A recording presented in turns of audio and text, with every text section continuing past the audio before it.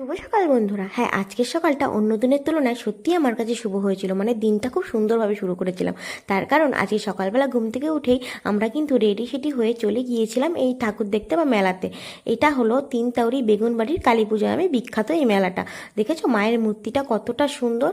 তো আমি কিন্তু এই প্রথমবার গিয়েছিলাম এই মেলাটাতে। আমার কোনো ধারণা নেই এই মেলাটা সম্পর্কে কিছু। তো যাই হোক, দেখে নাও তোমরাও মেলাটা। আর যেহেতু সকালবেলায় গিয়েছিলাম, প্রচণ্ড রোদ ছিল আর গরমও ছিল।